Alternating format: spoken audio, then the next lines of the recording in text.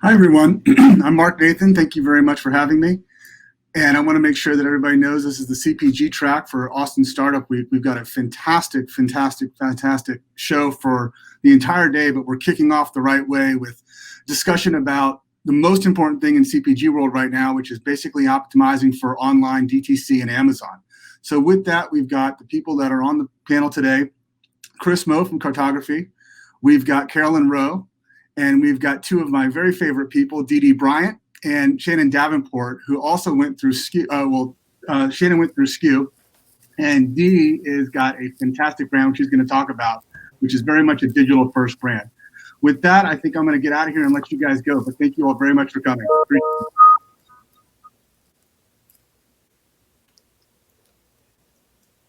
Are we live? I think. There we go. This is real. This is happening, everyone. And there's Michelle Breyer, who... See me? Hi. Am I live? You're live. Okay, wonderful. Welcome, everybody. Sorry, we were having a little bit of technical difficulty, as in my technical difficulty, all these different platforms. Anyway, glad you're all here. Welcome to the CPG panel session on e-commerce, which is obviously a hot topic right now. And my name is Michelle Breyer. I'm the Chief Operating Officer at SKU. We are the first and largest CPG accelerator in the country. And we are currently recruiting for our Track 9, which kicks off in January. So if you have any interest, please go to sku.is. We're looking for passionate, enthusiastic founders who have a product that's one of a kind, that's innovative. So anyway, welcome everybody. We have an amazing panel today to talk about probably the topic that came up more than anything else, other than financing during the last 6 months. You know, when you are a company in the middle of COVID, your options suddenly become very different in terms of where you're selling your products. And for those companies that weren't currently selling online, that became something that they had to pivot to quickly, whether that was direct to consumer or whether that was via Amazon or via another third party. So I brought together some amazing people to talk about the topic, two experts in terms of providing digital marketing, e-commerce help for a lot of the top CPGs, both in Austin and outside, Carolyn Lowe and Chris Moe, and then two entrepreneurs who are really killing it when it comes to selling products online. So first, I'm going to kick it off with Carolyn Lowe, dear friend of mine. SKU Mentor has helped many of our companies and has worked with many of the kind of top companies in Austin. She is the founder of ROI Swift. And I would love for you to introduce yourself, Carolyn. Tell a little bit about ROI Swift and some of the brands that you work with and some of your services. Sure. Thanks, Michelle. Happy to be here. So I'll tell you, I started in e-commerce 20 years ago with Dell when people were buying their first computer. So that tells you what a dinosaur I am. But it's interesting how everything has evolved. So I worked in e-commerce for Dell, the Dell.com website.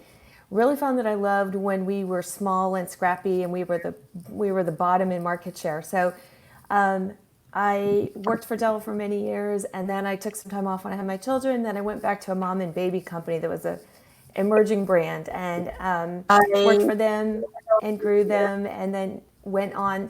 They got acquired last March. So decided I really love doing this for them. So in 2015 founded this, and we mostly work with emerging brands in like the 3 to 30 million annual revenue space. We have a saying: if Nike wanted to work with us, we would say no. We don't think that Nike needs any more help. So we really work with those founders, folks that really deserve expert help, but sometimes as an emerging brand, you can't afford that expert help. I'm a mom of two, and I have my pilot's license. I have no time to fly anymore, but we We just celebrated 5 years here for ROI Swift. And you said some of the brands. Luckily, we work with Shannon. I was able to work with Shannon and Michelle when she was part of SKU. We've worked with everybody from Austin Eastsiders to, we were the agency that grew to COVIDs to double digits. There's a long list of folks, Wonderside, Upspring, a lot in the natural space. And that's just really who we love working with and growing emerging brands. Thanks, Michelle. Wonderful. Well, I have a couple of questions for you. You've seen a lot happen over the last 6 months. What are some of the key learnings you've seen for companies who've done a really good job of kind of pivoting from mainly brick and mortar to more online? Yeah, I think a lot of the folks that we've seen and do it well, really quickly moving to paid social, right? Moving to subscriptions. Basically from COVID until now, a lot, things were pretty cheap on paid social. You could get, the hotels weren't advertising, the airlines certainly weren't advertising. So there was almost like this honeymoon period for brands that were traditionally retail or had a big part of their revenue in retail or wholesale. They could quickly, the brands that did really well already had a Shopify site, were already selling online, already had the infrastructure, which was great. And then they could just sort of pivot some of their spend from, retail placements and things like that. So we saw that was really good. Now we're seeing the pendulum swing a little bit more. The other way, some certain channels that used to work really well are getting very expensive. We have the election coming up. Facebook is spending a ton of money. Amazon is spending a ton of money trying to both hire and do a massive PR campaign. So we're seeing emerging brands get a little bit squeezed in the traditional channels, but we're finding the emerging channels being still cost effective. So it's sort of this pendulum, like it was a great honeymoon right when COVID hit because it was easy for folks to get on. Cost per thousands were like the lowest they had ever been.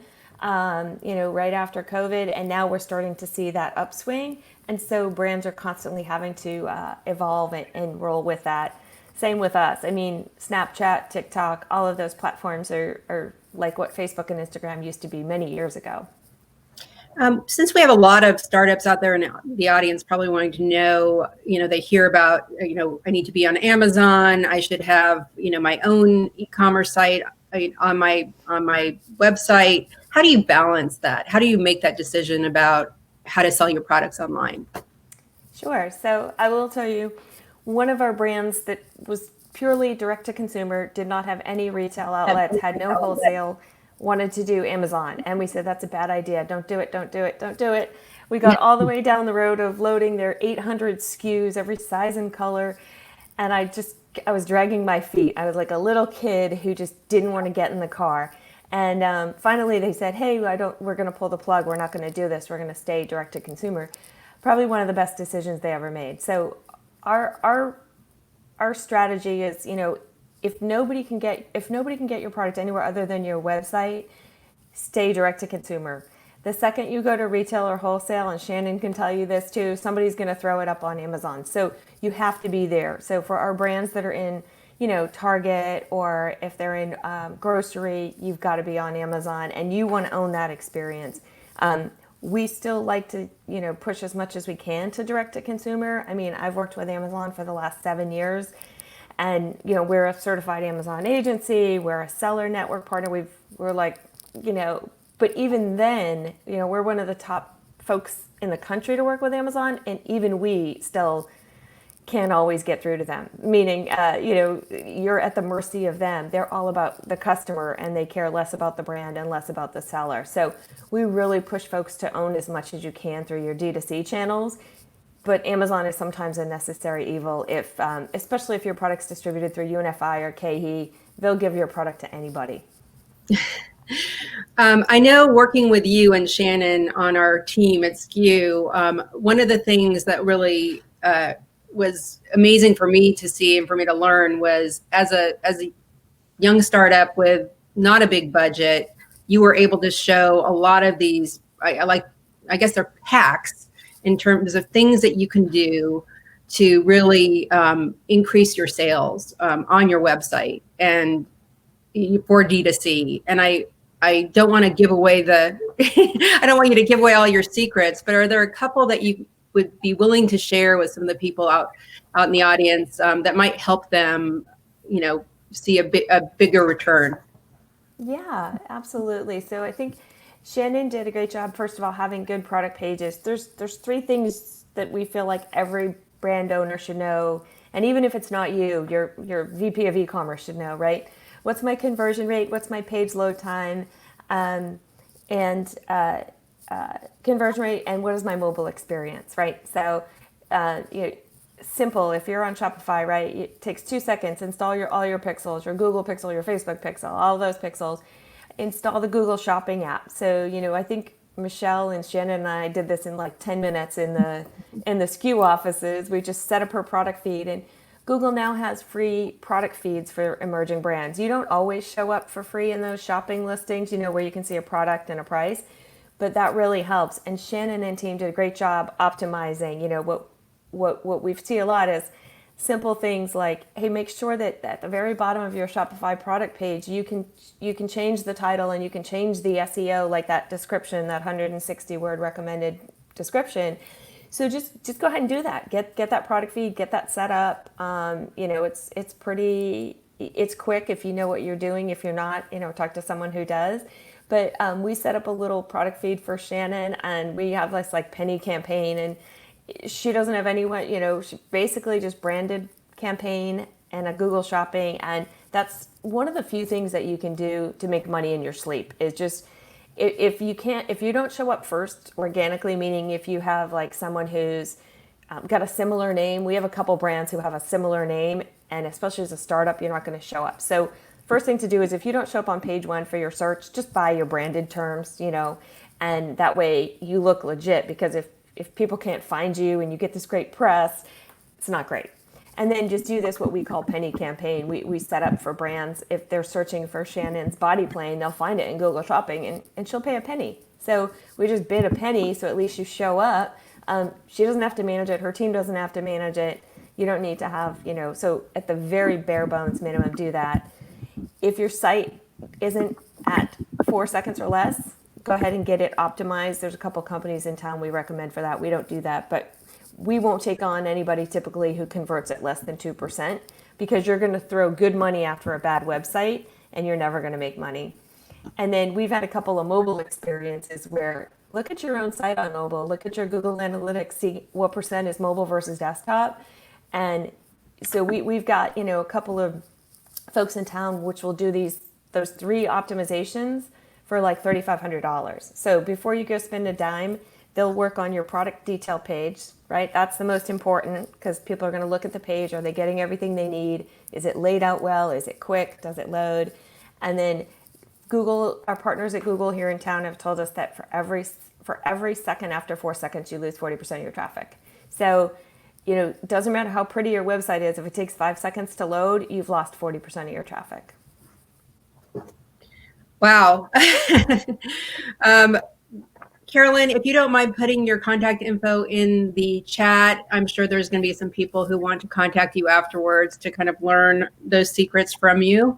We're going to move on to Chris Moe, who is the COO and co-founder of Cartograph, and he is a master at Amazon. And Amazon obviously is its own, needs its own expertise. Many companies, that's how they really are, that's one of their main channels. So I want to kind of dive right in and, talk with you about how early. Well, first, introduce yourself. Tell us about Cartograph. I'm sorry. Sure. Hey, Michelle, and hey, everyone. And thanks, Carolyn. A lot of really wonderful insights there. So we're Cartograph. We're an Amazon dedicated agency.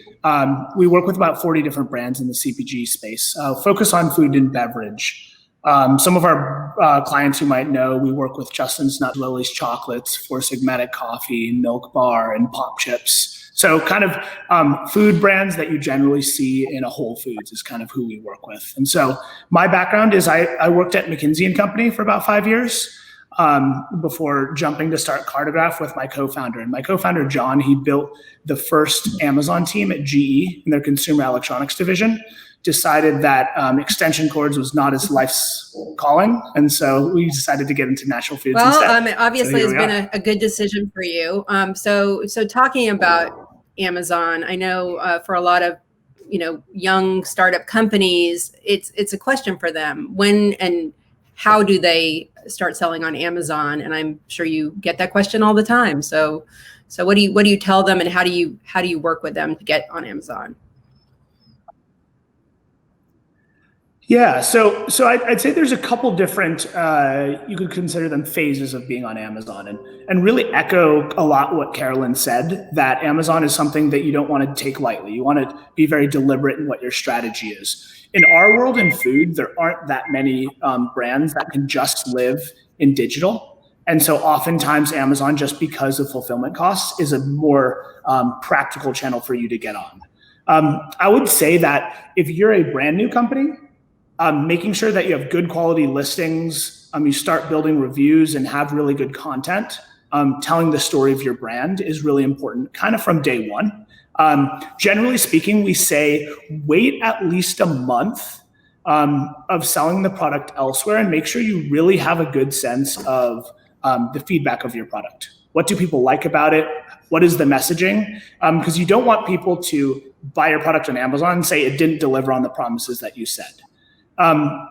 Now, in terms of when you really want to invest heavily in scaling Amazon as an acquisition channel, usually we say that's after real product market fit, where you have a good sense of who your customer is. You have a pretty stable supply chain and capabilities to ship in and make sure that you still have inventory. Oftentimes you're able to kit your product and customize your assortment for e-commerce.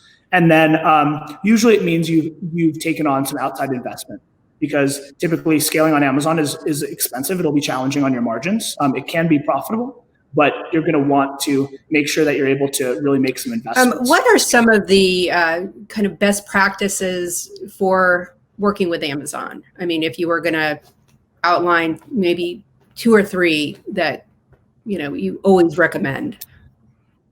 Sure. So one of the things that we as an agency really focus on is we call it upstream, but it's actually the non-digital parts of working with Amazon: packaging, labeling, assortment, kitting, and pricing. I'd say number one, if you really want to win on Amazon and have a scalable business on Amazon, you need to get your assortment right. And usually what that means is having a product that costs $10 to $15. And depending upon your category, is weight optimized to minimize your fulfillment costs. So I'd say that's number one, that a lot of brands overlook. They say, okay, I'm just going to sell what I sell everywhere else. And you end up leaving a lot of value on the table in terms of fees. I'd say the next biggest is being really thoughtful about your content, telling not just what the product is, but really why a consumer needs it, what problem it solves in their lives. And then doing so graphically, if you can. Most Amazon shoppers are on mobile now, and most of them go straight to the images and start swiping. So we always say, have an infographic with all of your key attributes, your key differentiation points. And then one of my favorites is always have, if you have a food product or cosmetic product, have somebody eating the product or using the product. We actually tested this with baby food. And when we put photos of babies eating the product, it converted significantly better, a few percentage points better. That's interesting. I have a question about the reviews, because I mean, those are so powerful. And some brands seem to have, how do you encourage your evangelists to do reviews like that? Obviously can make the difference between a sale and not a sale if somebody sees a bunch of 5-star reviews. Sure. So yeah, reviews is probably the biggest open, dark, muddy area of Amazon. It's always a contentious area. So a couple of things brands should do from the start. If you think your product is good and you're confident in it, make sure you enroll in the Vine program, which is Amazon's sampling program. That'll give you your first 30 reviews per product. Beyond that, you definitely should be asking your your friends and family, your customers, your fans to be leaving reviews. Amazon has a lot of systems that will flag these reviews and oftentimes take them down. So you need to be aware that this is going to be happening. Your mom is going to want to leave a review on your product anyway because she thinks you're really great. But you're gonna want to make sure that you have other people who aren't just your network leaving reviews, because Amazon will catch those. One thing that most brands do, especially as brands get larger, is they do engage with influencer agencies. There are specific agencies out there that have built their businesses around Amazon reviews. And so they're really experts at the Amazon terms of service and how they can direct influencers to purchase product and leave reviews that doesn't violate Amazon service. So something you can look at if you're really trying to get your reviews from a few hundred to thousands. Thank you. Now, Shannon Davenport is the founder of Esker Beauty. She's a recent grad of SKU, and I'll let her tell you a little bit about herself and her products.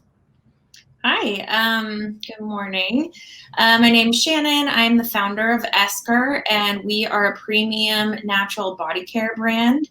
I started the company about 2 years ago, also during my transition into being a mom. And the last year, I would say, so we started, we are in the premium space. So our products are kind of meant to build on the white space that used to be sort of, around bathing and body care, but we're building a brand specifically around kind of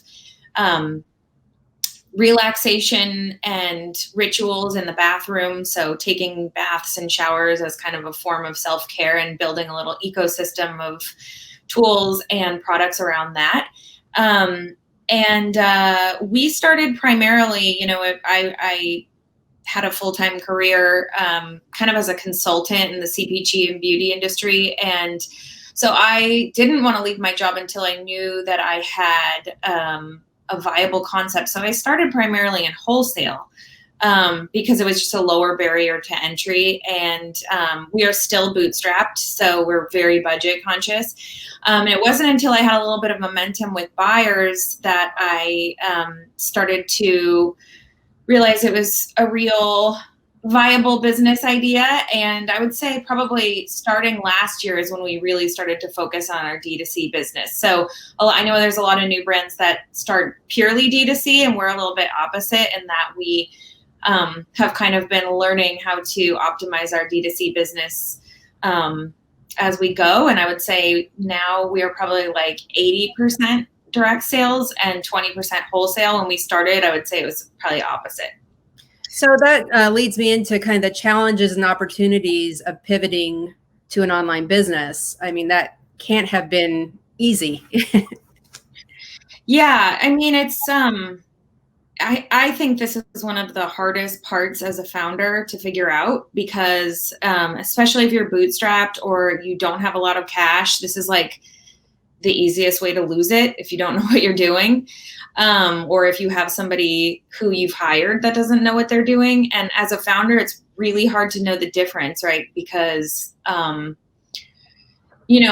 a lot of the strategies that Carolyn is talking about and that Chris are talking about make complete sense once you start to have more literacy within this realm. But if you don't, it's really confusing and it's hard. It's like, I mean, what is a product catalog and where do I find my pixel? And, all of these things are not actually that easy. So I think as familiar as you can start to get, like with your own analytics, just the baseline. So like what Carolyn was saying about your conversion rate and where your referrals are coming from, and Shopify, if you have Shopify, makes it pretty easy. I would say that's kind of like step one, is starting to just kind of, you have to really be able to read the fundamental data that is coming into your site. And then you can start to make some of these informed decisions, but make sure you know some of those baseline, metrics of your business, because if you don't know those fundamentally, and you don't know if your conversion rate is above or below 2%, like Carolyn said, you're not actually even ready, because you're just going to be burning your cash. So I think it's just baby steps, and there's a lot. The good thing is that there's a lot, like almost everybody uses Shopify. There's so much educational content out there. There's a lot of places to learn if you're new. I would just tread lightly, because like Carolyn said too, it can be very expensive if you don't know what you're doing, and the prices are fluctuating. It can be very overwhelming. I know a lot of other people in our SKU class felt like, oh my gosh, where do I start? And I would just say, again, just pick one channel. Like as Chris is saying, we have not made Amazon a priority yet. We're still working on, the other channels. And I have mixed feelings about Amazon for my brand, because we're a premium brand. And our average order value is pretty high. And we really want to own all of that data. So, I guess just step one, really, really know your analytics, and then kind of strategically try to figure out maybe what is one or two channels that you want to focus on. Great. I'm going to jump in and introduce Dee Bryant she's a CEO and founder of Boozy Bites, because I think you and Shannon probably have a lot of kind of similar tactics that you've been trying, and both are primarily D2C. So Dee, tell me a little bit about Boozy Bites. I have tried them and I love them. And, the former name was Ambrosia. Okay. Yes. So we used to be Ethel Ambrosia. And so I founded this as a D2C first brand specifically. So I had spent almost a decade in traditional CPG, working for the likes of Conagra Foods, Frito-Lay, PepsiCo. I ran Doritos, Tostitos, and managed the top 28 grocery channels for the portfolio. And so knew very well just how easy it is for us to squash new brands in all reality. So I spent almost a decade trying to keep new brands out of retail. And so coming into this space, I was like, how can I really just own my consumer and own the experience and not have to fight against someone with millions of dollars at their disposal? Because I knew I didn't have that as a, funding from just my own savings account. And so going into alcohol was interesting too, because we're D2C with alcohol, which has a whole nother set of loopholes, but really wanted to make sure that our product, I could get it into their hands quickly, mostly to get proof of concept. So retail is in our plan over the next several years, but I really wanted to own, and make sure that it works. And so that's how we launched, and we were Ethel Ambrosia. And then as of September 9th, we completely rebranded and went with Boozy Bites, which has been really successful. It's something I knew I needed to do from the beginning. I didn't have the funds. And so all of the branding, all of the design, all the creative was myself, which I'm highly incompetent at and don't know anything about any of those things. So, we rebranded as Boozy Bites. And since then have really seen kind of our social advertising take off quite a bit, which has been exciting. Wonderful. So tell me a little bit about what have been the most successful ways to drive sales online? How do you let people know you're out there? Yeah, that was initially the hardest. And as Carolyn was saying, we had a little bit of a heyday right after COVID, and sad for what was happening, but from a spend standpoint, we got quite a bit of efficiencies there. But what I found as kind of the markets come back to normal is your content really matters. And what I found is we had some really great, more professional looking stuff. And then I just had this organic things I was shooting with my iPhone with a ring light and my hands. I was the hand model, just showing the product. And that's been our highest converting ad, 5 to 9 ROAS frequently from one, just maybe maybe 45 minutes of my time to film it, show the product. And I think as I've been doing some research and just looking at the social proof of it on the comments and the shares we're getting, it's so much about people are getting inundated with all of this content, especially from the like Shannons of the world that are these like, I don't know if you've ever shopped them, but they look like beautiful clothes, and then you get them in the mail and then they're these pieces of plastic. They're terrible. And so, but the photography is so great. And so I think what was happening is we were getting a lot of like, most people thinking, is this real, when it was too good in a weird way. And so it's like authentic, organic, like just home shot made people realize exactly what it is. And it showed the beauty and the quality of our product. And they were like, oh, it's real. And so something with G2C that you battle with is that they don't get to see it, touch it, feel it, taste it before they buy it. And so you have to overcome those things, and reviews do a great job. But I think it was eye-opening to me is that you can get so much of that content so cheap, because we all have, with an iPhone, it's great enough right now for the social world. So have done a ton of social, Instagram, Facebook. We're moving into more emerging channels, Pinterest and Snapchat. Not really TikTok for us because we're alcohol and they're all kids, but I think it's getting a little older. But yeah, so that's really where 90% of my traffic comes from. Great. For both of the founders, I want to talk a little bit about email and how important has email marketing been for your businesses. Shannon, you want to start off? Yeah, I'm really glad you mentioned it, because I think also, especially for the smaller brands with limited budget, email is, it's funny because I feel like I've had this conversation with a lot of other founders, and it's not very sexy. It's like email, it's not like TikTok. Like there's no headlines about email, but email is so effective. And the best part about it is that it's, it's basically free. So if you can get addresses into your funnel, and if you're, signing them up onto your newsletter, or you're doing giveaways, or whatever you're doing, each one of those email addresses, can be really, really valuable. So I would say, have now grown our email revenue to, I think probably something like 30 to 40% of our direct sales. We're now starting to explore SMS.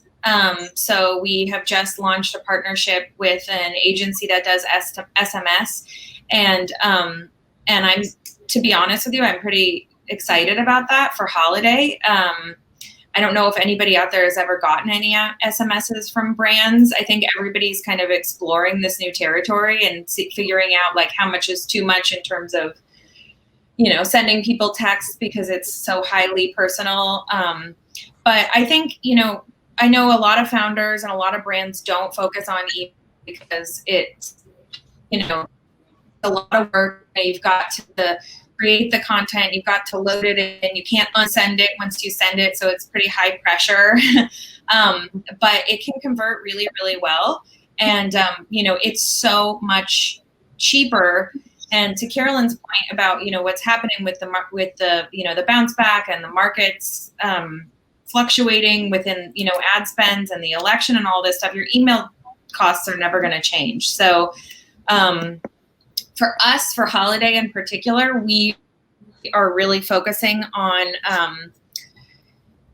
doubling down on email, doubling down on all of our own marketing. And again, for us, when it comes to Amazon and just thinking about how these pieces fit together, we prefer to just push people right now onto our site, because then once we have them on our site, then we can, we can send them abandoned cart emails. We can, we can market to them in all different types of ways. Now we'll be able to send them texts.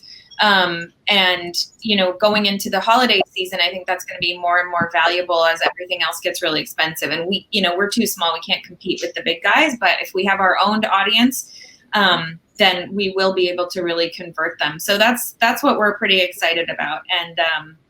And again, it doesn't sound very exciting to be like, email is the way, but I think as small brands, we just forget that like, this is a very tried and true channel. And I will say that in the best case scenario, and with all of these things,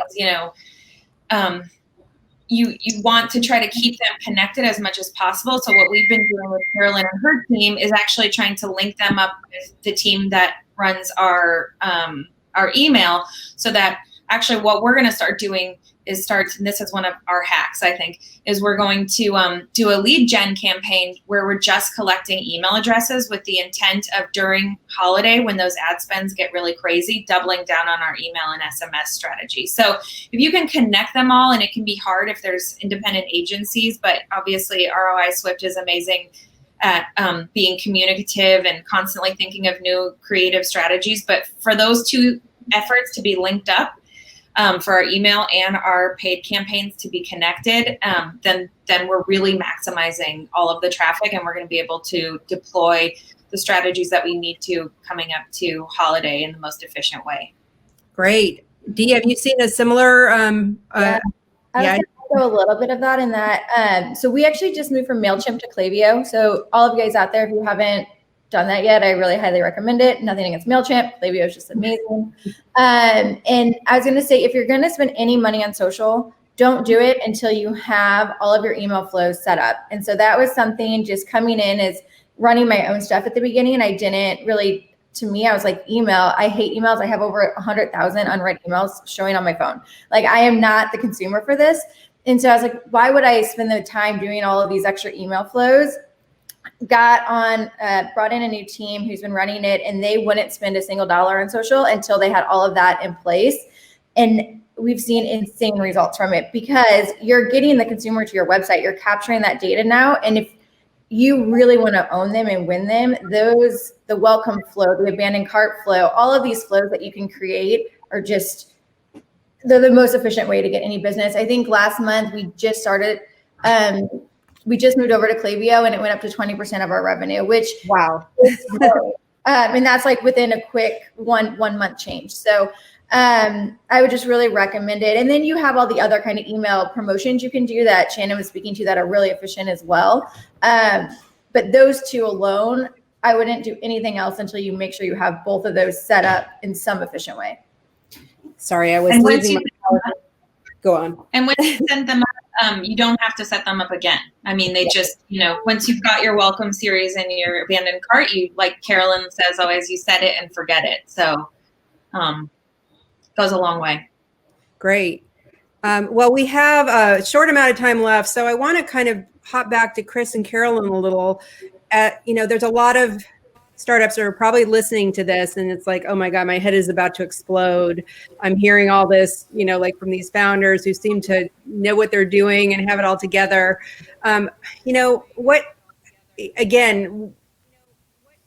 Is it worth a phone call to an expert in the beginning just to help you so you don't make the wrong decisions, or at least can get some guidance from, people who know? What would you recommend? What's going to help them save money in the long run? Chris? Sure. Yeah, I would definitely ask for help. It's very easy to accidentally go down a path that's not the right one for your business. I think there was just a question in the chat about understanding the difference between Amazon.com Core, Prime Now, Whole Foods. Can throw in Amazon Fresh in there. It gets super confusing in what these different things are. And so, speaking with an expert is absolutely worth your time. And most agencies like ours, I would imagine Carolyn as well, will speak with you for an hour or a half hour just to kind of say, this is the direction that you should go. And that's actually a big part of what we do, is we really try to map out for the brand what Amazon would be for them before we engage with them, because we don't, it's important for us that everyone's aligned on what it means to be taking the channel seriously. Yeah, I would echo what Chris says. So we'll typically do an audit before we take anybody on to see if we can help them or not. So for example, if you're selling, sorry, I'm laughing because my Whole Foods Amazon Prime delivery is just literally walking up to the door. I had a 10 to 12 delivery. So there you go, Chris. A whole bunch of your clients are walking up to my front door now. But I would echo the same thing. So for example, brands that are, have a $15 or less price point that are heavy, like that might not be a good Amazon fit, that might not be a great D2C fit. So we'll do the same thing. We'll also look at the market size. So there's a great awesome brand that came to us. We're like, hey, listen, nobody's searching for this. The one thing you can't do on Amazon is create a channel or create education, most of that is all coming still off of search volume, right? And Amazon has told us that 70% of the people don't make it past page 1. So like Chris said, this is not for the faint of heart. You've got to have a little bit of money to show up. You've got to have some traction sometimes. And definitely talk to the agency and say, how big is my market? There's a company that came to us yesterday. It's a UVC light, so it'll make offices safer. They're EPA approved, all this stuff. And I said, great, yep, there's a market there. And this one brand is selling $500,000 of this one wand UVC light that you can, disinfect your remote or whatever. So one of the things that you should ask your agency or the person you're talking to is just like, how big is my Amazon market? How much are my competitors doing? And if they can't answer that, just go and knock on the next door, right? Because if there's not a big enough market for your product, or you're sort of a new and emerging differentiated product that people aren't searching for, you're going to have to do those other channels like paid social where there's more brand discovery. So think about where you are in your journey. Think about, like especially for Shannon as a beauty brand, a lot of that discovery does happen on social, does happen in blogs, does happen in, Shannon has had some terrific ink in Allure and Vogue and, these true vetted social proofing like Dee was talking to. And use that social proofing in your advertising and use those testimonials in those magazines. So I definitely say, yep, we're happy to do like a 30-minute conversation with someone, tell them if we're a good fit or not. We told Cricket Shirts not to hire us because they were doing everything right. So just make sure it's a good fit and they can actually help you. Well, I appreciate you all for being here this morning. I mean, I think there was a lot of great information that you all provided.